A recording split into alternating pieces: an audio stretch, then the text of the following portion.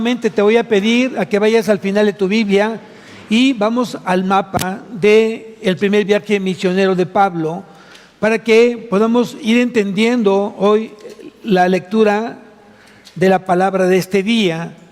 Y dice aquí, ubica dónde está Perge y después sigue la flechita hacia Antioquía de Pisidia, que fueron las ciudades que Pablo y Bernabé comenzaron a visitar.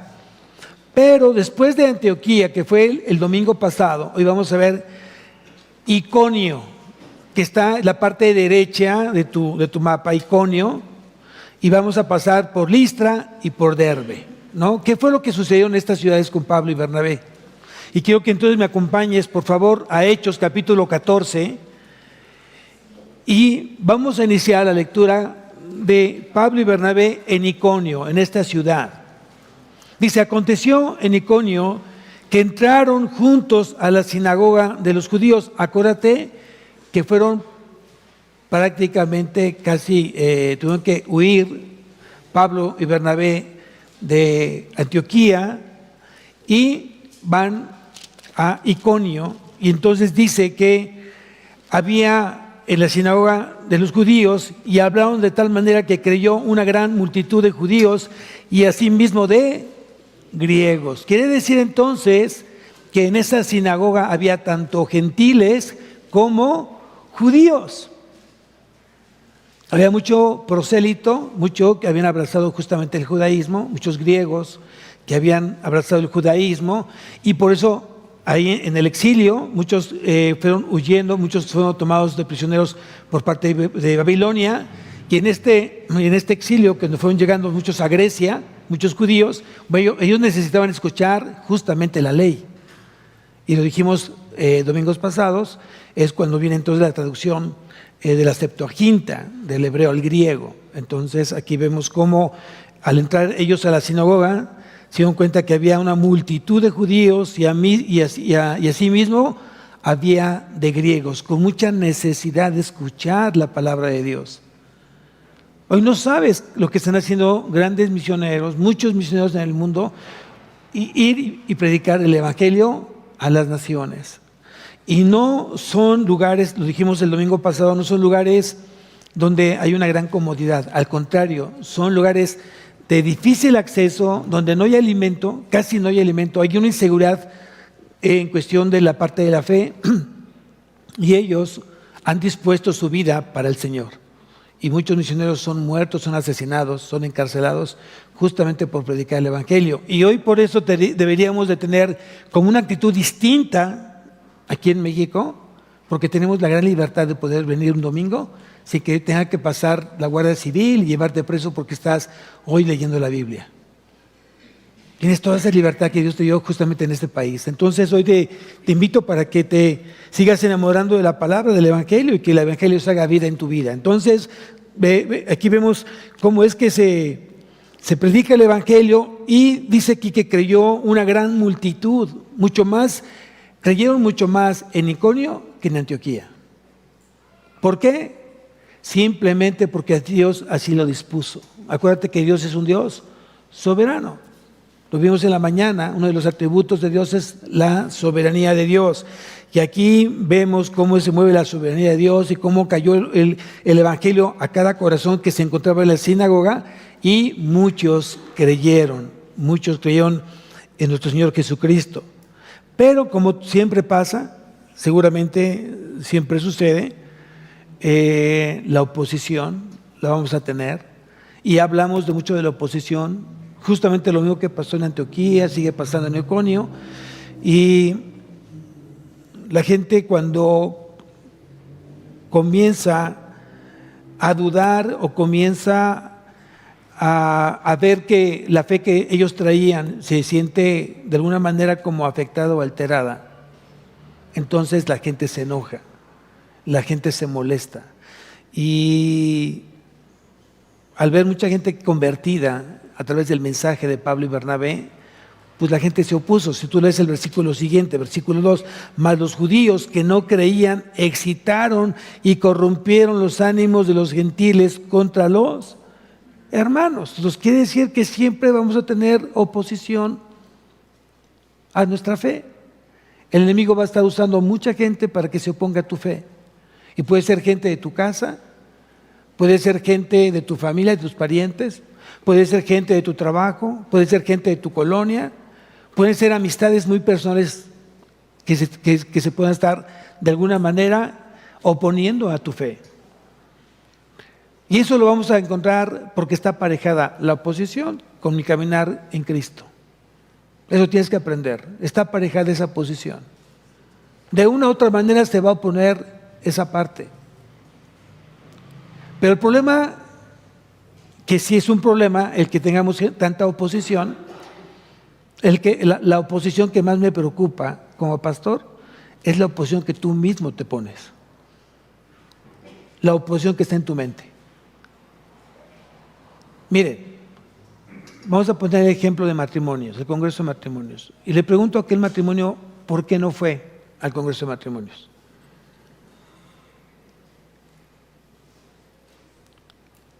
Y tal vez la respuesta puede ser, pastor, no hubo tiempo, había muchos compromisos de cumplir. Pastor, nuestra economía no fue favorable para tomar esa decisión. Pastor, como que no le vimos mucho deseo del destino, tal vez queríamos playa y tocó una ciudad, y como que ciudad ya conocemos mucho, ya conocemos Querétaro, ¿no? Y tú puedes dar cualquier argumento del por qué no fuiste al Congreso de Matrimonios. Aquí lo primero que tienes que pensar, si tu argumento, Dios lo va a aceptar. Dios lo va a aceptar. Porque si tú has aprendido a conocer a Dios, ¿cuál es la voluntad de Dios? Que te conozcan a ti, al único Dios verdadero y a Jesucristo a quien tú has enviado. Si tú le preguntas a Dios, Dios, ¿cómo ves tú el matrimonio? Él te va a decir, sagrado. Para mí el matrimonio es sagrado. Por lo tanto, tienes que poner mucha atención en tu matrimonio porque es la figura de Cristo y la iglesia. Y todos necesitamos ser transformados a la imagen de nuestro Señor Jesucristo. Y nuestra esposa tiene que ser ayudada junto con el amor del esposo a parecerse más a Cristo y que ese matrimonio refleje a Cristo. Y la pregunta que yo te haría a ti, ¿tú reflejas a Cristo? ¿Tu matrimonio refleja a Cristo? ¿No tienes ya necesidad de ser cultivado, de ser enseñado, de ser instruido, de ser aconsejado?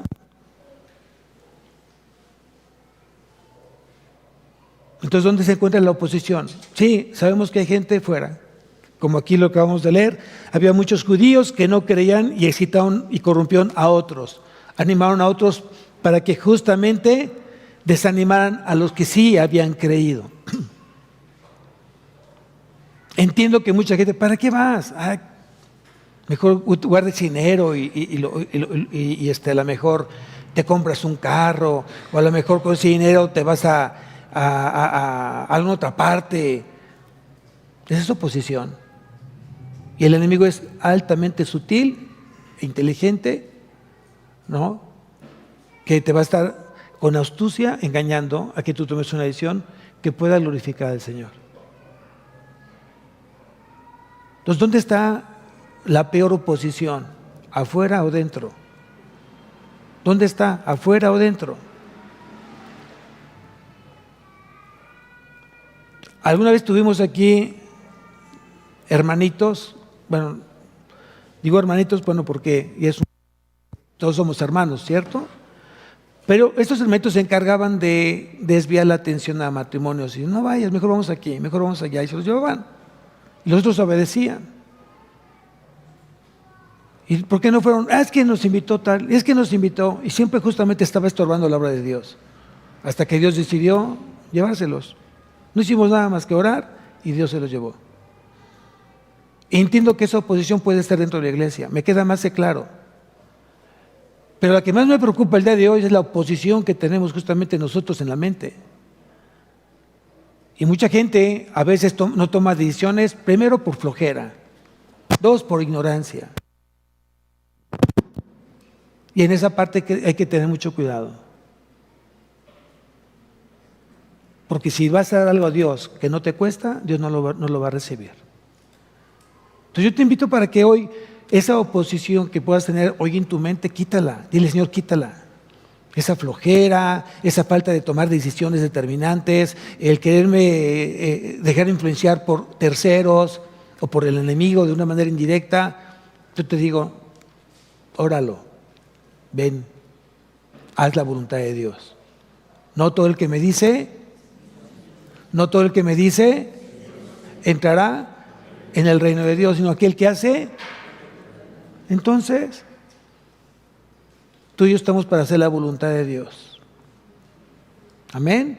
Entonces aquí vemos cómo habrá gente que se va a oponer, y aquí obviamente se estaban oponiendo a la gente que había creído en el Evangelio. Dice que los judíos que no creían excitaron y corrompieron los ánimos de los gentiles contra los hermanos. Aquí el tema no es contra los judíos, sino contra los gentiles. Quiero decirte que muchas veces los que son nuevos convertidos, los que apenas van llegando a los pies de Cristo, yo te pido que cuides ser piedra de tropiezo para los pequeñitos. Ten mucho cuidado. El nuevo convertido lo que necesita es el alimento espiritual. El nuevo convertido necesita a Cristo y necesita ir madurando poco a poco. ¿Qué necesita? Que tú lo dirijas, que tú lo guíes, que tú le enseñes, no que lo confundas. Ten mucho cuidado con confundir a un pequeño en la palabra. Es como si tú tuvieras a un niño de 5 años, 4 años y le invitaras a hacer cosas indebidas. El niño te va a hacer caso. El niño va a terminar haciendo las cosas malas que tú le digas que haga, porque no tiene conciencia todavía de eso. Si tú haces esto, te doy yo este dulce. Para él es importante el dulce, no lo que vaya a hacer, porque no tiene conciencia. Es exactamente lo mismo cuando alguien tiene poco en la palabra, no tiene conciencia, no tiene discernimiento, está apenas siendo un pequeño en la palabra. Tú tienes que animarlo, tienes que motivarlo, tienes que alentarlo, tienes que orar por ese hermano que está apenas empezando a conocer a Cristo. Y creo que el mejor motivo es verte a ti, cómo tú amas al Señor, cómo adoras al Señor, cuánto conoces del Señor.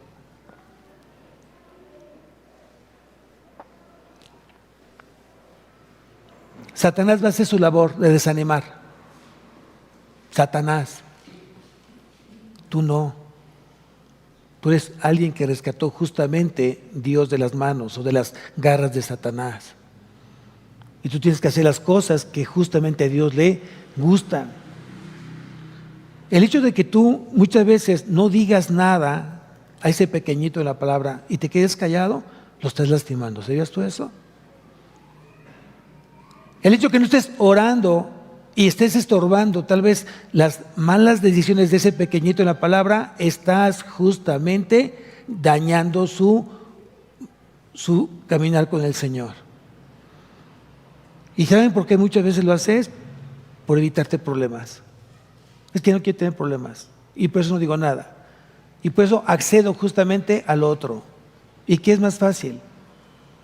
¿Y qué es lo más difícil? ¿Qué hizo Cristo? ¿Obedeció a Pedro? Cuando le empezó a reconvenir, ¿para qué vas a Jerusalén? Te están buscando, te van a apedrear, te van a matar. No hagas eso, Señor.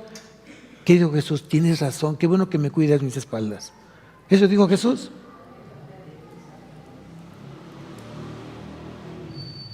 El día tiene 24 horas. Y los que caminamos en luz, estamos en luz.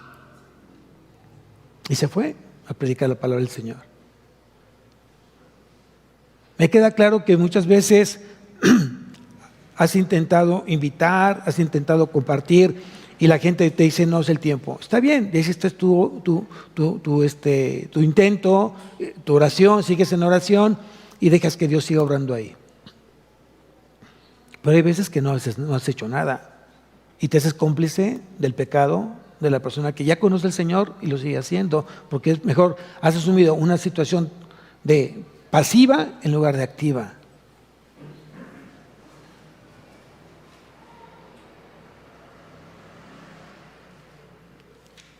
Pero ten mucho cuidado con ser esta piedra de tropiezo justamente para aquella gente que hoy está buscando al Señor. Ahora bien, pastor, ¿qué pasa si en esa oposición, en esa tribulación, la gente me ofende, la gente se burla, la gente ya no me quiere invitar, la gente ya no le interesa mucho preguntarme cómo estoy? Ese tipo de gente, ¿qué hago? Porque sí me está lastimando. Yo antes era como que el centro de ese grupo y ya he sido expulsado. ¿Qué tengo que hacer? Lo que tienes que hacer es darle la gloria a Dios. Y qué bueno que te sacó de ese lugar, de ese grupo de personas, de ese ambiente nocivo. Miren, mi pueblo perece por falta de... Vamos a Mateo capítulo 5. Y Jesús en las bienaventuranzas tocó el tema precisamente de la oposición. Y aquí en Mateo capítulo 5, versículo 10, Mateo capítulo 5, versículo 10, dice, bienaventurados los que padecen, ¿qué dice ahí? Persecución. Todos los que padecen persecución, ¿qué son? ¿Qué son? Bienaventurados. ¿Y quién lo está diciendo? Cristo lo está diciendo. Tú vas a estar en mi gozo, vas a estar en mi paz, vas a estar en mis manos, vas a estar bajo mi poder, vas a estar bajo mi dirección, vas a estar bajo mi provisión. ¿Qué más te puede preocupar? Que la gente hable, que la gente se burle, que la gente ya no te invite, que la gente te excluya. ¿Qué es más importante? ¿O qué debería ser más importante? Y aquí dice claramente, bienaventurados sois cuando por mi causa, 10 nuevamente, bienaventurados los que padecen persecución por causa de la justicia, porque de ellos es el reino de los. Justamente tienen el mismo premio aquellos que son bienaventurados los humildes de espíritu, tienen exactamente el mismo premio. De ellos son el reino de los cielos, el reino de Dios. Ahora sigo leyendo, versículo 12, gozaos y alegraos, porque vuestro galardón es grande. ¿De qué tamaño es tu galardón? Grande, no es pequeñito, no es así, es grande. Y dice, es grande en los cielos, porque así persiguieron a los profetas que fueron antes de vosotros. Entonces no te preocupes, ocúpate en disfrutar justamente ese galardón que tiene ya Dios preparado cuando tú estés siendo glorificado. Amén.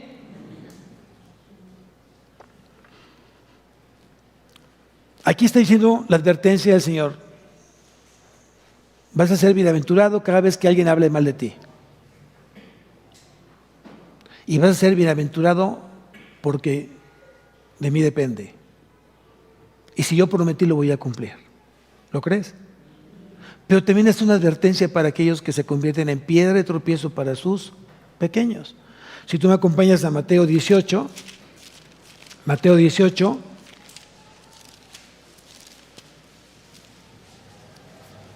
versículo 6.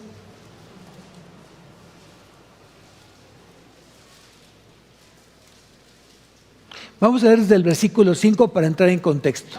Versículo 5. Dice, y cualquiera que reciba en mi nombre a un niño como este, él estaba literalmente viendo a un niño pequeñito, lo puso en sus piernas, y dice, y cualquiera que recibe en mi nombre a un niño como este, a mí me recibe. Versículo 6, y cualquiera que haga tropezar a alguno de estos pequeños que creen en mí, mejor les fuera que se les colgase al cuello una piedra de molino o de asno y que se le hundiese en lo profundo del mar. Wow.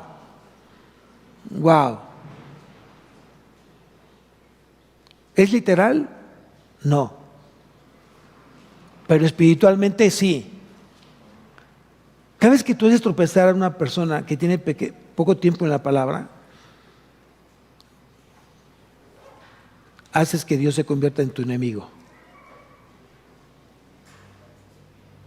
A ver, vamos a entender. No quiero dejar pasar esta alegoría. Porque me dirán, pastor, habla físicamente, literalmente, gente que habló mal de la gente que se había convertido en ese momento cuando Pablo y Bernabé estaban. Sí, pero no quiero dejar pasar esa alegoría, porque también hay gente que se opone al Evangelio hoy en nuestros días y que también está haciendo piedra de tropiezo para otros. Y aquí me voy a dirigir directamente a los papás. Papás que tienen hijos pequeños. Papás que tienen adolescentes en su casa. Papás que todavía tienen la fortuna de tener todavía a sus hijos en casa. Y yo te pregunto, ¿estás alentando a que ese hijo conozca más de Cristo? ¿Te pones a leer la lectura del día con ellos? Antes de dormir, duermen justamente con la palabra de Dios en sus corazones. ¿Están aprendiendo a orar como deben de orar porque tú les estás enseñando? ¿Saben cuántos niños aquí son libros abiertos? Los niños que están acá, sus hijos que están en la escuela dominical, son niños, son libros abiertos. Mi papá no le gusta leer, mi papá se ríe, mi papá se queda dormido, mi papá nos deja que solos. O todo se lo deja a mi mamá. Mi papá no está en ausencia, no aparece, no figura en la película. ¿Qué estás haciendo? Estás convirtiéndote en piedra de tropiezo para ese corazón. ¿Sí estamos aprendiendo? Hay niños que no tienen papá, pero te tienen a ti aquí en la iglesia. Dime qué domingo te los has llevado aparte para compartirles un poco de amor.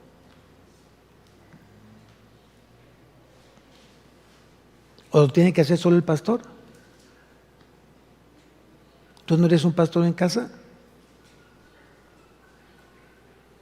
¿Cuántas niñas no tienen mamá y viven con la abuela? ¿Tú te has acercado a orar por esos corazones? ¿Sabes quiénes son? ¿Te interesa? ¿Oras por ellos?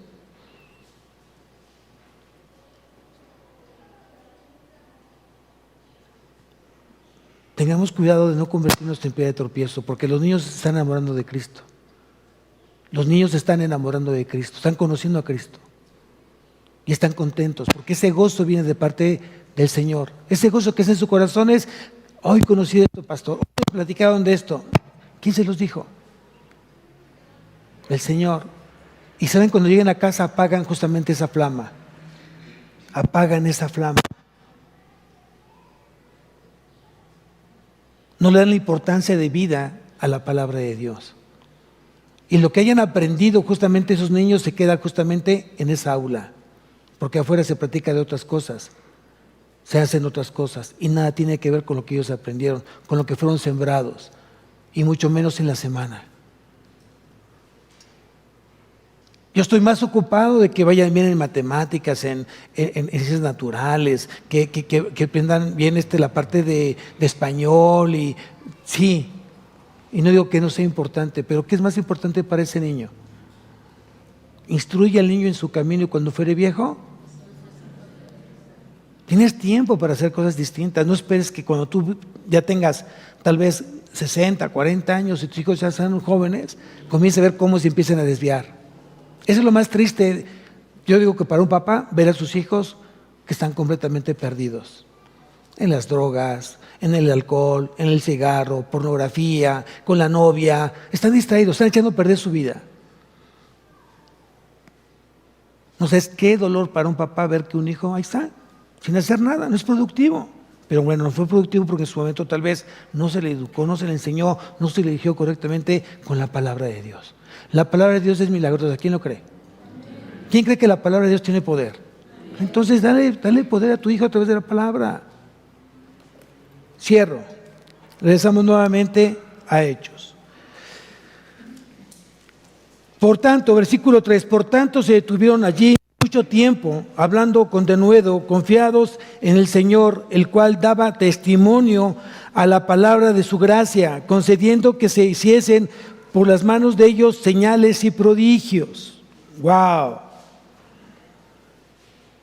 ¿Qué les pasó a los enemigos del Evangelio? Se quedaron frustrados. ¿Saben por qué se quedaron frustrados? Porque no lograron justamente desviar la atención de esos nuevos convertidos al mundo. No pudieron. Y dice aquí que se quedaron por un largo tiempo Pablo y Bernabé en ese lugar, en Iconio. ¡Qué bendición! ¡Qué bendición cuando tienes en tu vida un guía espiritual! Que no necesariamente tiene que ser el pastor. Es un amigo que tú ya tienes dentro de tu círculo íntimo. Un amigo que está orando, te pregunta, te enseña, te corrige, te estorba, te confronta. Qué hermoso cuando tú tienes a tu vida una persona así. Y aquí dice claramente que los enemigos del Evangelio se vieron frustrados de no conseguir los objetivos que tenían en mente, desviar la atención, quitar lo sembrado. Aunque tenemos otros enemigos, ¿cierto? ¿Sí? Tenemos otros enemigos. A ver, vamos a Mateo, capítulo 13. Pon una marca a Hechos, porque regresamos a Hechos al ratito. Mateo 13.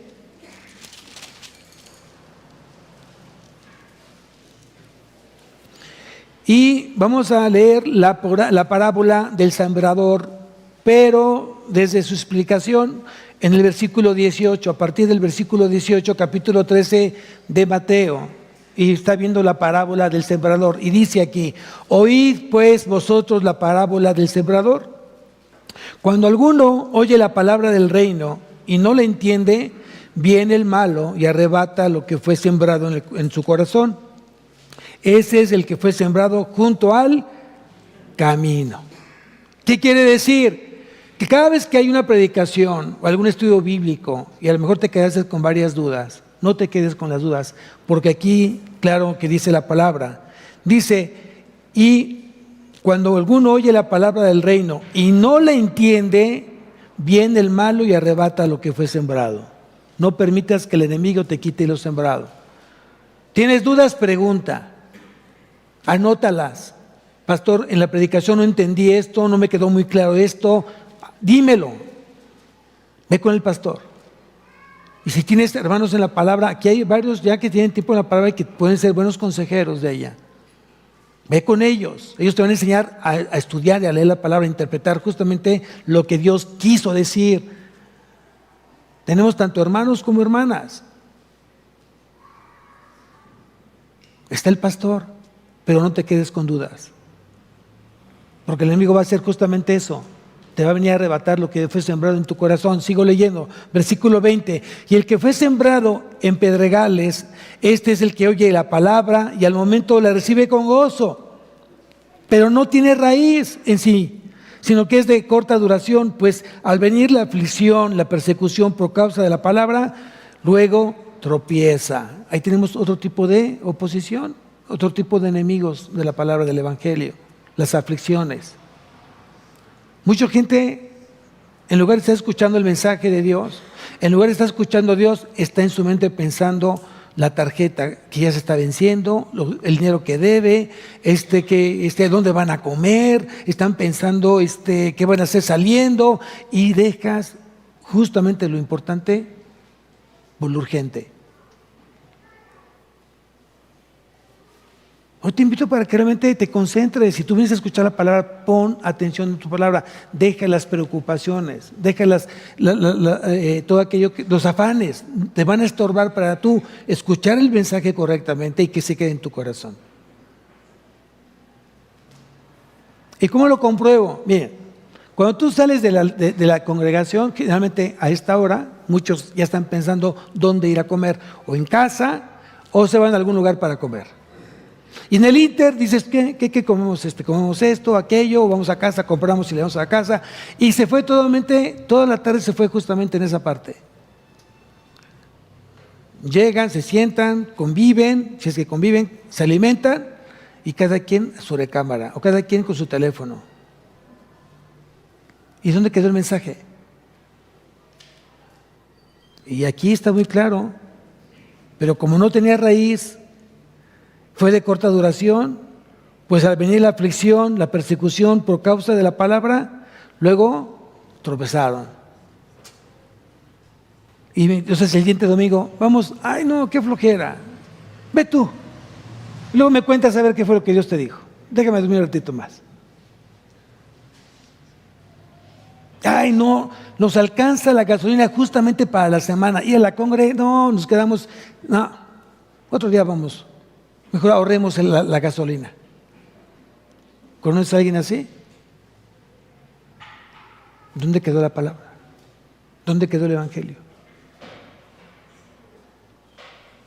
No, es que me van a pedir, no, es que el diezmo, la ofrenda, no, mejor eso lo gastamos para el postre, riquísimo el postre.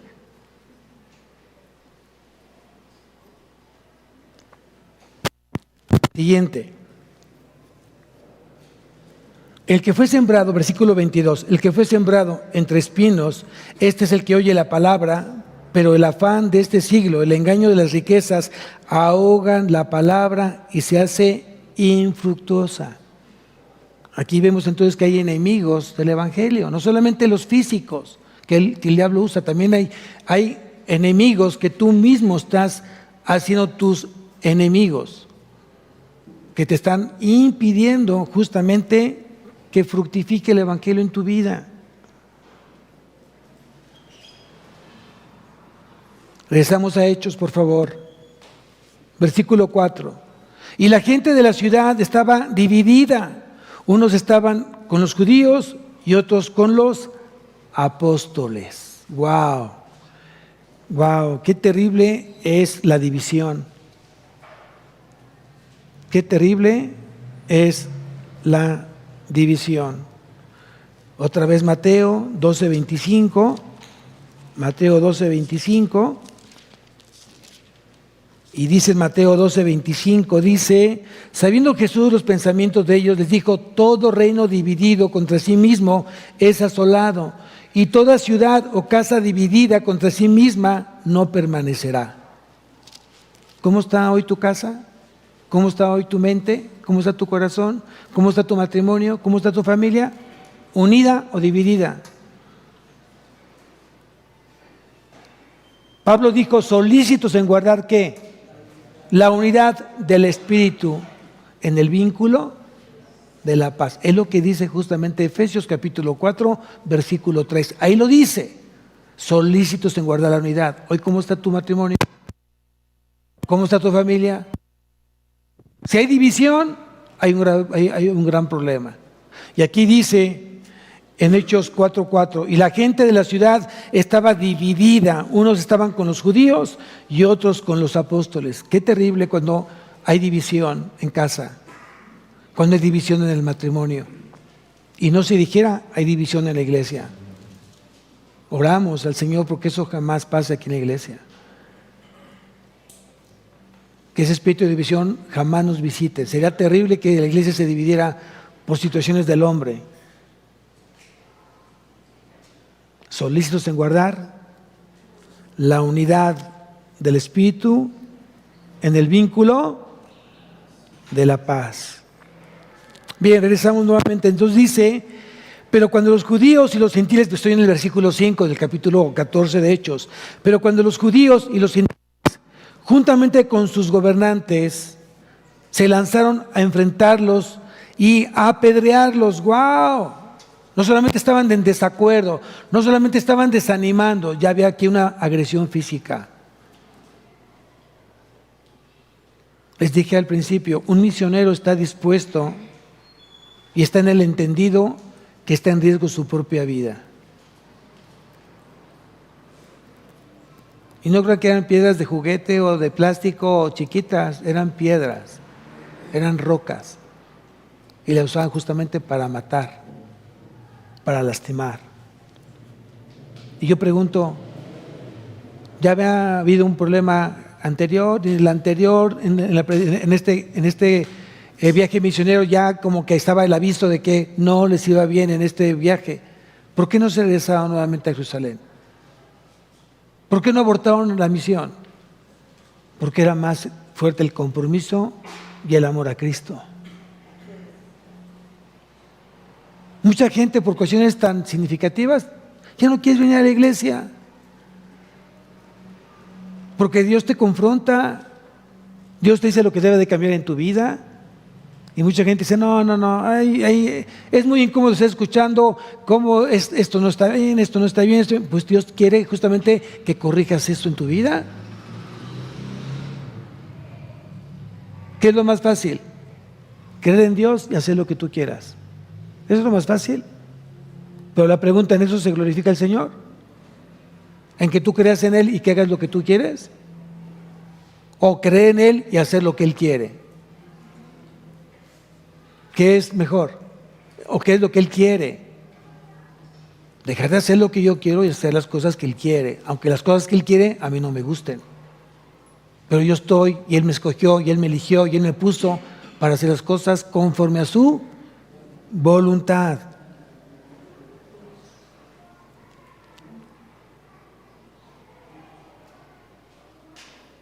Cuando hay persecución en tu vida, tiene que haber prudencia. Tienes que ser prudente. Cuando tú sientes que las cosas se pueden tornar complicadas, prudente. Ser prudente. Es distinto, ser prudente.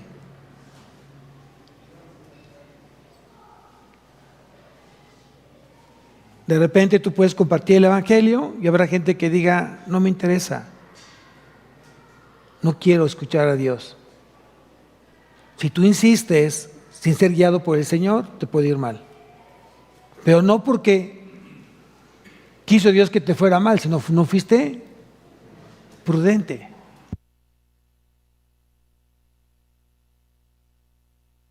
Si tú rebasas esa línea, hay un perro bravo y te va a morder si la rebasas. ¿Qué haces? ¿Entras o no entras? ¿Rebasas o no rebasas? ¿Qué haces? Oye, muerde súper fuerte tu perro, pero es que dice ahí que no tienes que rebasar esa línea.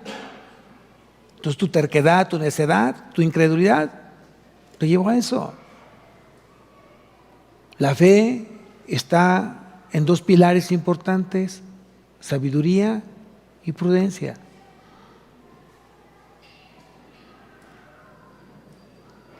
Hay gente que te dice, no, me gusta que me compartas.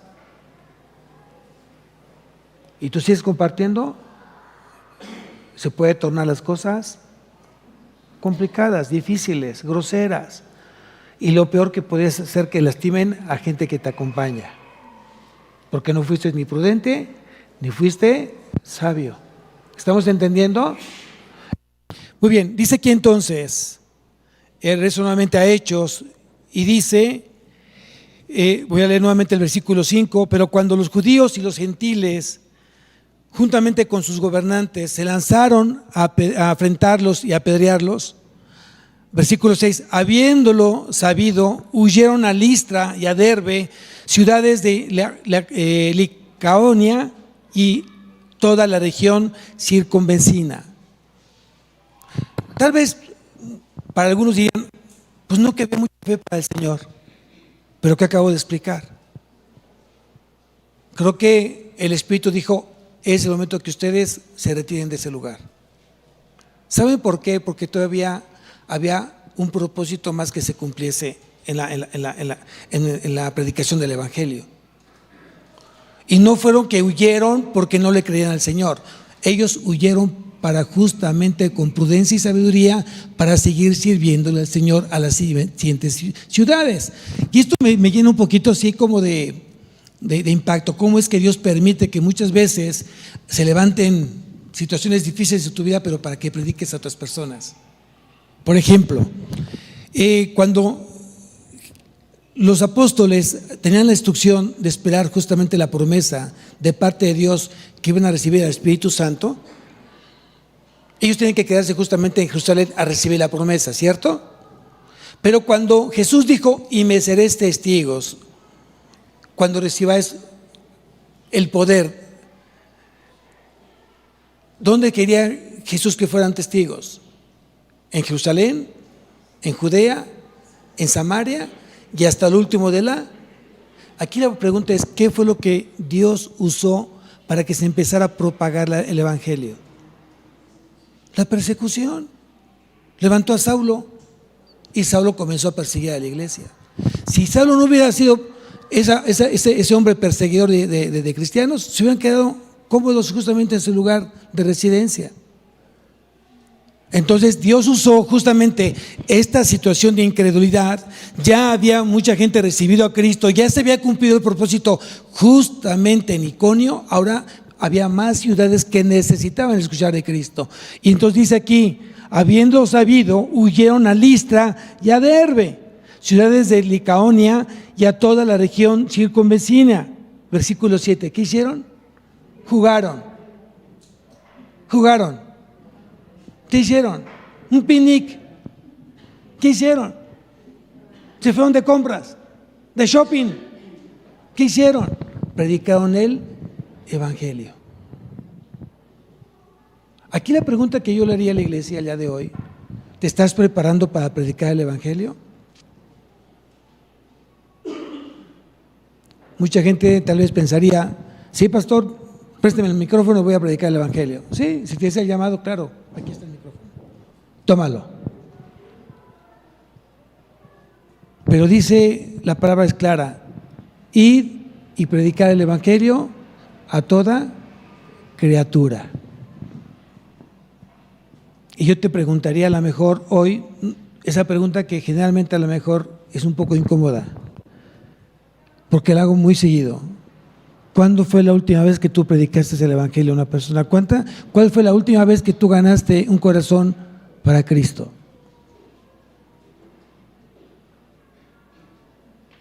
¿Cuándo fue la última vez? ¿En tu trabajo? ¿En tu colonia? ¿El taxista? ¿La camarista? ¿El que estaba haciendo los jardines? ¿El que estaba en la fila junto contigo? ¿El que estaba atrás y el que estaba adelante? ¿Cuál fue la última vez que tú predicaste el evangelio? ¿En tu escuela? ¿El conserje? ¿El de la cafetería? ¿El director? ¿El maestro? ¿El orientador? ¿Quién fue el último corazón que tú ganaste para Cristo?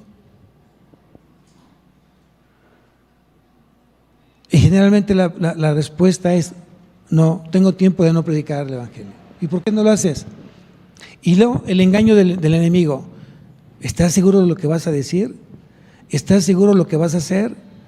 ¿Conoces realmente los pasajes que te van a llevar justamente a que ese corazón entienda el evangelio?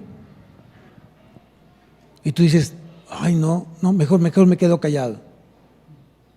Es un engaño del enemigo. ¿O de plano no sabes compartir el evangelio? Y te lo digo no para que te sientas cómodo, para que te sientas incómodo.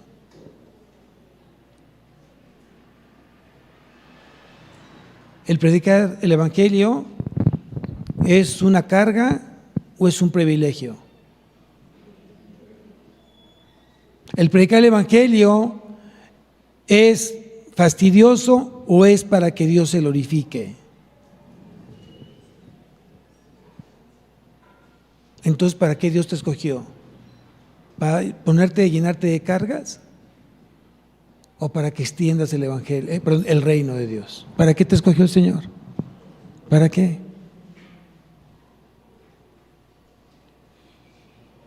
Hace rato llegó una familia completita, eran 5. Y estaban buscando una iglesia. Ellos ya tienen tiempo caminando con el Señor.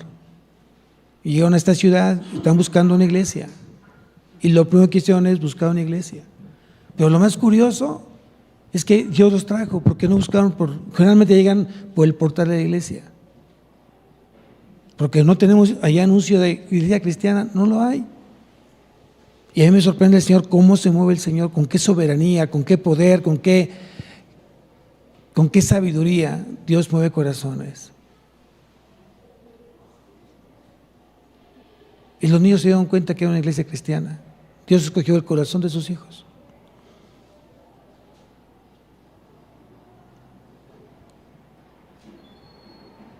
Entonces, ¿quiere decir que Dios está trabajando en esta iglesia?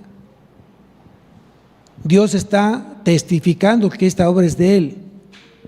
Pero la pregunta es, ¿yo estoy testificándole a Dios que estoy dentro, estoy ocupado en su reino?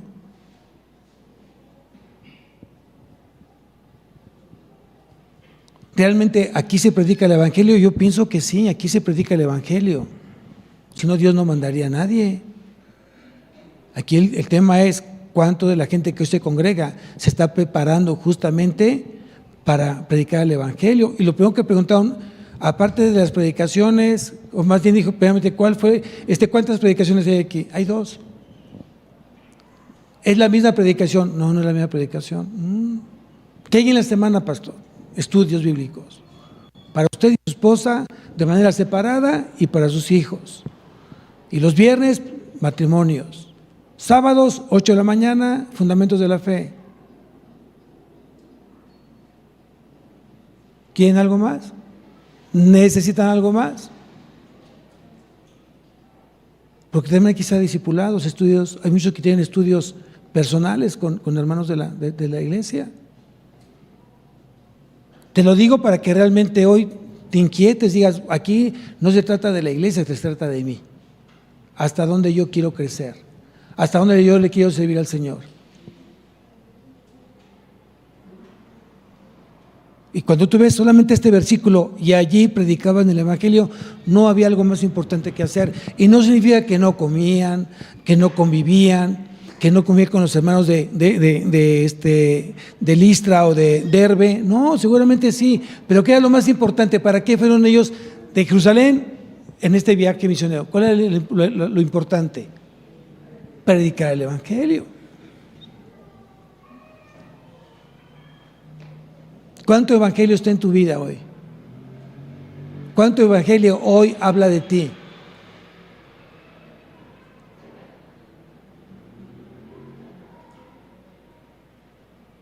Es necesario que la iglesia despierte.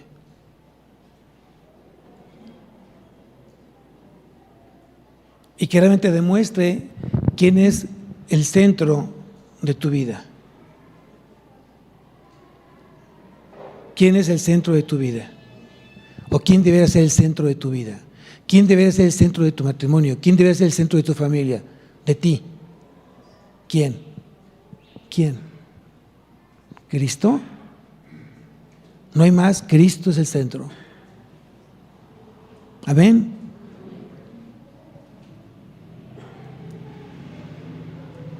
Voy a tomar esa cara como de tristeza, no de sueño, que realmente tienes tristeza porque realmente Dios habló a tu vida y te sientes avergonzada. Me voy a quedar con esa cara.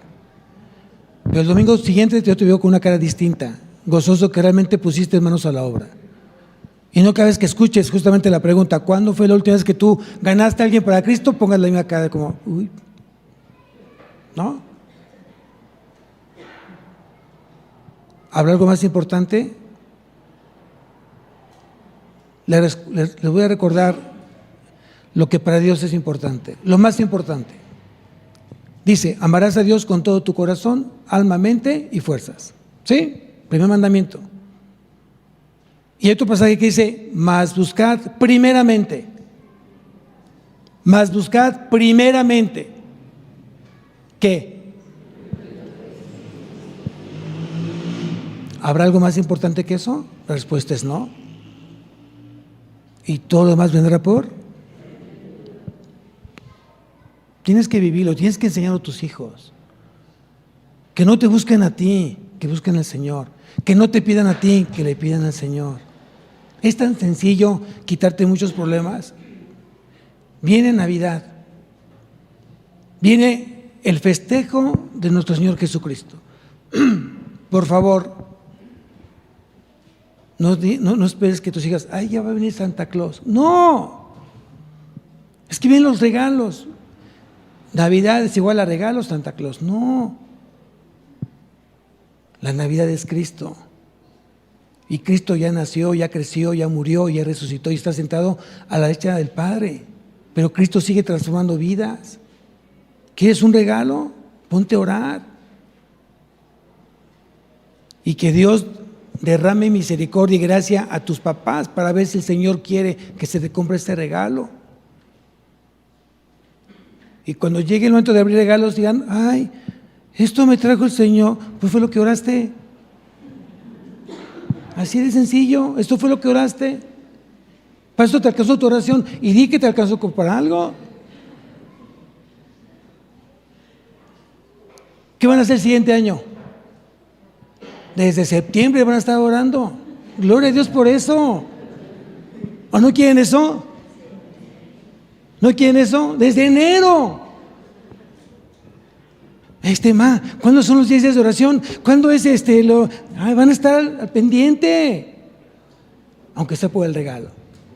Aunque no se den cuenta que tienen el mejor regalo, que es Cristo. Amén. Bueno, los invito a que se pongan de pie, por favor.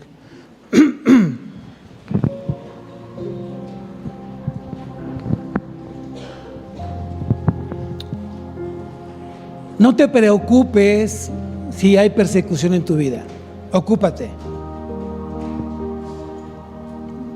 Pon las cosas en las manos del Señor. Si has perdido amistades, créeme lo que no son amistades buenas. Como hijo de Dios, si Dios ha tomado la decisión de quitarte gente en tu vida, es porque no era gente benigna. Te estaba lastimando, te estaban anclando. Si hoy en tu trabajo te quieren correr porque eres cristiano, qué bueno, Dios tiene algo mejor para ti. Créemelo.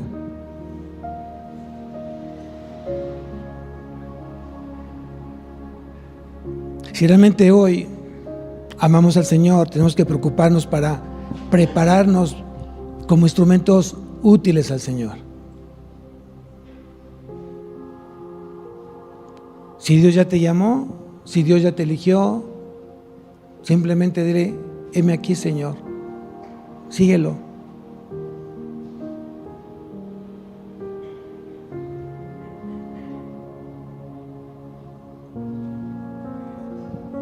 A mí me da mucho gusto cuando de repente se acercan al pastor: pastor, quiero poner mi casa para oración. ¿Cuándo es la siguiente fecha de oración? Quiero que en mi casa oren. Quiero que haya estudios de varones en mi casa, lo necesito. Hay gente que repite su casa porque sabe la bendición que tienen.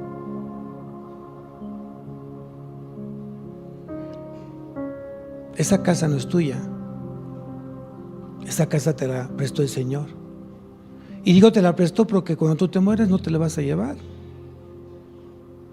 O sea, esa casa se va a quedar ahí.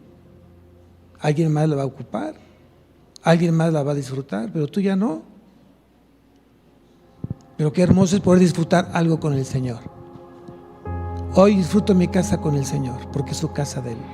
Y Él me permite vivir en su casa. Él me permite comer en su casa.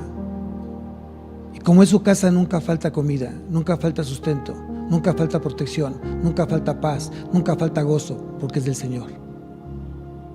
Yo soy el invitado. Tú eres el invitado. Él es el dueño. Él es el amo. Él es el Rey de Reyes y Señor de Señores. Amén.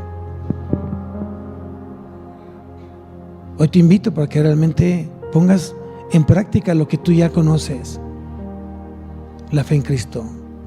Esa fe, si no tiene obras, es una fe muerta en sí misma. Esa fe, si no tiene obediencia, es una fe muerta en sí misma. Si esa fe no te lleva justamente a reflejar a quien realmente tú dices que depende toda tu vida, es una fe muerta. Esa apariencia no sirve. Hay mucha gente que vive de apariencias y esto no le agrada a Dios. Hay gente que dice, levanta manos, dice yo amo al Señor, y se acuestan al día siguiente con su amante. O están viendo pornografía, o están robándole al otro, o están engañando allá. Eso no funciona así. Dios te quiere para Él. Él murió por ti. Él murió por ti y tú le perteneces ahora. Él es tu dueño, Él es tu Señor, Él es tu luz, Él es tu sustento. Y todos dependemos de Él. Todos dependemos de Él. Amén. Cierra tus ojos. Padre bendito, Señor, perdóname si no he valorado el sacrificio que tú hiciste en la cruz. Perdóname, Señor, si estoy caminando de una manera de apariencias, falsa, hipócrita. Perdóname, Señor. Lo que tengas que cambiar en mi vida, lo que debas de destruir en mi vida, hazlo, mi Dios. Tú tienes toda la autoridad. Tú eres el Dios soberano. No me permitas que me aleje, no me permitas que voltee a ver cosas donde tú no estés. No me permitas tener amistades que me están alejando de ti, no lo permitas. No me permitas, Señor, que hoy mis pasiones, mis sentimientos, mis concupiscencias me estén enfriando. No lo permitas, Señor. Haz de mí un instrumento útil, santo, dispuesto para toda buena obra, las cuales tú preparaste de antemano para que yo ande en ellas. Señor, que esta iglesia, Agua de Vida, no crezca en volumen, que crezca internamente en lo espiritual, Señor. Que realmente haya ese avivamiento dentro de nosotros, porque tú moras dentro de nosotros. Quita, Señor, el orgullo, la soberbia, la indiferencia, la necedad, la rebeldía. Pon en mí un corazón distinto, Señor. Un corazón fiel, un corazón verdadero, un corazón como el tuyo, que hará todo lo que tú quieres. Te doy gracias, mi Dios, por los que hoy hablaste a su vida. Te doy gracias por aquellos que están esforzando por parecerte cada día más a ti. Y oramos por aquellos que están perdidos, Señor, porque tengas misericordia y puedas tocarlos y puedan ellos volver a ti. Te lo pedimos esto en nombre de Cristo Jesús. Amén y amén. Que Dios bendiga su semana.